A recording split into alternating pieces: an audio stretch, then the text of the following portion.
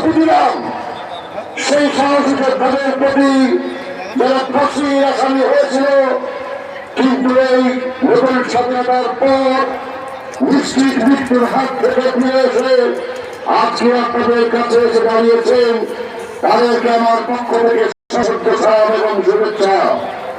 প্রিয় ভাই আমার, আপনারা কি ভালো আছেন? আপনারা তো ভালো আছেন?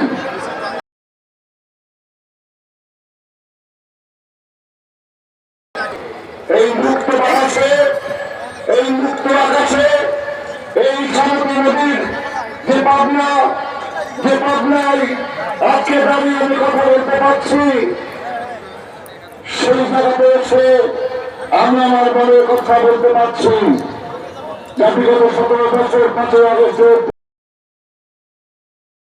হায়দার আলীর সেই বিখ্যাত গান, সেই বিখ্যাত কবিতা আমি চিৎকার করে কাঁদিতে চাহিয়া কবিতে পারি না চিৎকার, বুকের ব্যথা বুকের চাপিয়া নিজেকে দিয়েছি ভিক্ষা।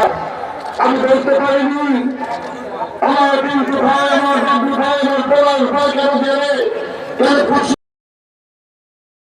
পারেনি, আমার সন্তান ওই ফলানির লাশ কেন কাটায় চলবে তার কোনো প্রতিবাদ করতে পারিনি। আমি প্রতিবাদ করতে পারিনি। আমার ভাই যুবদলের এক নেতা বিজু তাকে না পেয়ে তার বাবা দিদি আন্দোলন সংগ্রামে অংশগ্রহণ করেছিলেন বিএনপির সাথে জনগণের কথা বলার জন্য।